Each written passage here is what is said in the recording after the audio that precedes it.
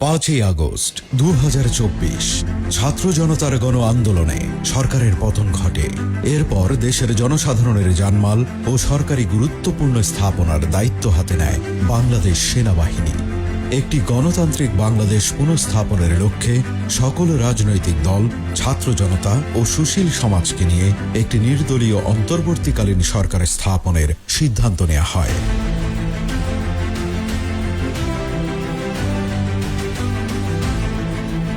কি ঘটল এই এক বছরের অধিক সময়ে? আসুন দেখি এক নজরে বাংলাদেশ সেনাবাহিনীর কার্যক্রম। আগস্টের আন্দোলনে বিক্ষুব্ধ জনতা রাজধানী সহ দেশের বিভিন্ন থানায় আগুন ও ভাঙচুর চালায়। ফলে অনেক থানা হয়ে পড়ে সম্পূর্ণ পুলিশ শূন্য। 8 আগস্ট 2024 অন্তর্বর্তীকালীন সরকার দায়িত্ব গ্রহণের পর দেশের মানুষের নিরাপত্তায় 58টি জেলায় স্থাপন করা হয় 290টিরও অধিক সেনা ক্যাম্প। থানার কার্যক্রম পুনরায় সচল করতে ঢাকার 29টি থানা সহ সারা দেশে মোট 417টি থানায় সেনা মোতায়েন করা হয়। সেনাবাহিনীর সহায়তায় ধীরে ধীরে পুনরায় চালু হয় থানা পুলিশের কার্যক্রম। একই সাথে কূটনৈতিক জোনের অন্তর্গত কূটনৈতিক মিশন সমূহের নিরাপত্তা নিশ্চিত করা হয়। সরকার পতনের পর বাংলাদেশ সেনাবাহিনীর সবচেয়ে বড় দায়িত্ব ছিল আইন শৃঙ্খলা পরিস্থিতি স্বাভাবিক করা। সাময়িকভাবে প্রশাসন অচল হয়ে পড়ায় সারা দেশে ঘটে একের পর এক ঘটনা। কারাগার ভেঙে পালানো, থানায় লুটপাট, ডাকাতি, ভাঙচুর আর লাগাতার বিক্ষোভ। সেই সংকটময় মুহূর্তে বাংলাদেশ সেনাবাহিনী এগিয়ে আসে এবং সর্বোচ্চ পেশাদারিত্বের মাধ্যমে পরিস্থিতি নিয়ন্ত্রণে আনে। মোট ডাকাতি 1943, রাজনৈতিক সহিংসতা 655, শিক্ষা প্রতিষ্ঠানে সহিংসতা 359 এবং অন্যান্য 3508টি গণবিক্ষোভের ঘটনা চিহ্নিত করে সংশ্লিষ্ট অপরাধীদের আইনের আওতায় এনে জনমনে স্বস্তি ফিরিয়ে আনা হয়। আইন শৃঙ্খলা রক্ষায় বাংলাদেশ সেনাবাহিনী মোহাম্মদপুর, শাহালী মাজার রোড, হাজারীবাগ, উত্তরা, মুন্সিগঞ্জ, জুরাইন, চাঁদপুর, কুমিল্লা ও নাটোর সহ দেশব্যাপী কিশোর গ্যাং বিরোধী অভিযান পরিচালনা করে কিশোর গ্যাং গ্রুপ সহ এর অসংখ্য সদস্য গ্রেপ্তার করে। আইন শৃঙ্খলা স্বাভাবিক করার পাশাপাশি সেনাবাহিনী সারা দেশে শুরু করে ব্যাপক মাদক বিরোধী অভিযান, যা এখনো চলছে। এই বিশেষ অভিযানে এখন পর্যন্ত জব্দ করা হয়েছে ইয়াবা 7,38,135 পিস, ফেন্সিডিল 23,927 বোতল, গাঁজা 9,042 কেজি সহ অন্যান্য মাদক এবং গ্রেপ্তার করা হয়েছে 10,013 জন মাদক ব্যবসায়ীকে। জেনেভা ক্যাম্পে একাধিক অভিযান পরিচালনা করে বিপুল পরিমাণে দেশীয় অস্ত্র ও মাদক সহ বিভিন্ন অপরাধীকে গ্রেপ্তার করা হয়। গত এক বছরে অন্যতম গুরুত্বপূর্ণ কাজ ছিল বিভিন্ন থানা থেকে লুট হওয়া অস্ত্র উদ্ধার করা ও অবৈধ অস্ত্রের ব্যবহার রোধ করা। অন্যান্য আইন শৃঙ্খলা বাহিনীর সঙ্গে যৌথ অভিযানে এ পর্যন্ত উদ্ধার করা হয়েছে 9,944টি লুট হওয়া ও অবৈধ অস্ত্র এবং 2,87,794 রাউন্ড গোলাবারুদ। ঈদ উল ফিতর, ঈদ উল আজহা, বিশ্ব ইজতেমা, শারদীয় দুর্গাপূজা, বড়দিন ও বৌদ্ধ পূর্ণিমা সহ ধর্মীয় অনুষ্ঠান শান্তিপূর্ণভাবে পালনের জন্য পর্যাপ্ত নিরাপত্তা নিশ্চিত করা হয়েছে।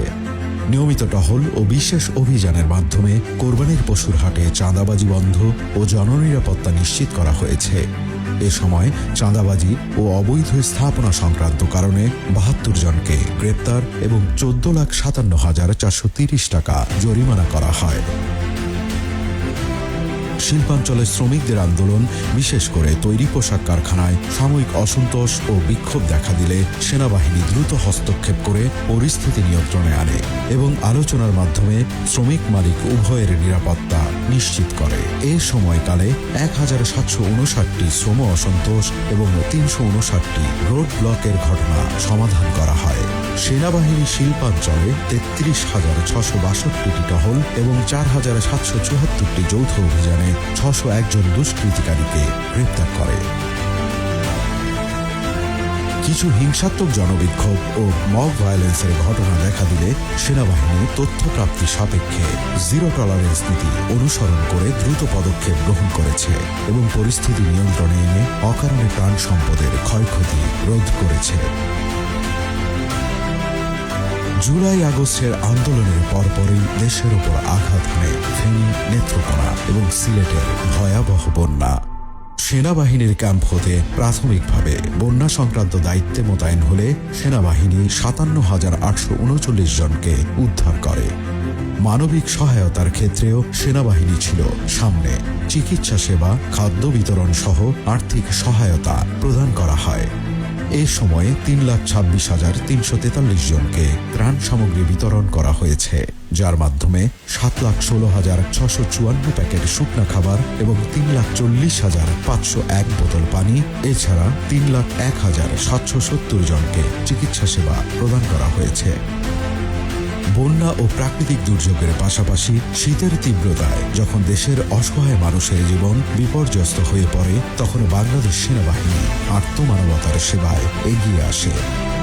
দেশের প্রত্যন্ত অঞ্চলের অসহায় ও দুস্থ মানুষের মাঝে লক্ষাধিক কম্বল ও শীতবস্ত্র বিতরণ করে সাধারণ মানুষের কষ্ট লাঘবে পাশে দাঁড়িয়েছে বাংলাদেশ সেনাবাহিনী। এছাড়াও দেশের বিভিন্ন অঞ্চলে, বিশেষ করে পার্বত্য চট্টগ্রামে সেনাবাহিনী মানুষের পাশে দাঁড়িয়েছে নিরন্তরভাবে। দেশের গণ্ডি পেরিয়ে প্রতিবেশী রাষ্ট্র মিয়ানমারের ভূমিকম্প দুর্গতদের সহায়তাতেও এগিয়ে আসে বাংলাদেশ সেনাবাহিনী। মোট ১২০ টন ত্রাণ সামগ্রী পাঠানো হয় এবং সেনাবাহিনীর মেডিকেল টিম ৮৮৫ জন রোগীকে চিকিৎসা সেবা প্রদান করে, যার মধ্যে ১৭টি জটিল অস্ত্রোপচার অন্তর্ভুক্ত ছিল। মাইলস্টোন স্কুলে বিমান দুর্ঘটনায় সেনাবাহিনী দ্রুত উদ্ধার অভিযান পরিচালনা করে। আহতদের চিকিৎসা নিশ্চিত করা হয় এবং উদ্ধার কাজে ২৯ সেনা সদস্য আহত হলেও পেশাদারিত্ব বজায় রাখে। ১৯ অক্টোবর ২০২৫ তারিখে হজরত শাহজালাল আন্তর্জাতিক বিমানবন্দরের কার্গো ভিলেজে ভয়াবহ অগ্নিকাণ্ডের ঘটনা ঘটলে ফায়ার সার্ভিসের পাশাপাশি সেনাবাহিনী দ্রুত উদ্ধার কাজে অংশ নেয় এবং আহতদের চিকিৎসার জন্য সিএমএইচ ঢাকা থেকে প্রয়োজনীয় অ্যাম্বুলেন্স সহায়তা প্রদান করে। অগ্নি নির্বাপন চলাকালে ১৩ জন ফায়ার ফাইটার ও নিরাপত্তা বাহিনীর সদস্য আহত হলে তাদের জরুরি চিকিৎসার জন্য সিএমএইচে স্থানান্তর করা হয়। ঢাকা, সিলেট ও চট্টগ্রামে অনুষ্ঠিত পাকিস্তান, ওয়েস্ট ইন্ডিজ ও আয়ারল্যান্ড সিরিজ বিপিএল ২০২৬ এবং এএফসি এশিয়ান কাপ ২০২৭-এর বাছাই পর্বের ম্যাচগুলোতে সেনাবাহিনী নিবিড় নিরাপত্তা প্রদান করেছে। সেনাবাহিনীর বিশেষ নজরদারি ও সতর্ক পাহারার ফলেই দেশি বিদেশি খেলোয়াড় ও দর্শকদের জন্য এক নিরাপদ ক্রীড়া পরিবেশ নিশ্চিত করা সম্ভব হয়েছে। পাশাপাশি সারা বছর ইঞ্জিনিয়ারিং, অবকাঠামো সংস্কার, সড়ক মেরামত ও ট্রাফিক ব্যবস্থাপনায় সক্রিয় ভূমিকা রেখে আধুনিক ও সমৃদ্ধ বাংলাদেশ বিনির্মাণে অবদান রেখে চলেছে বাংলাদেশ সেনাবাহিনী।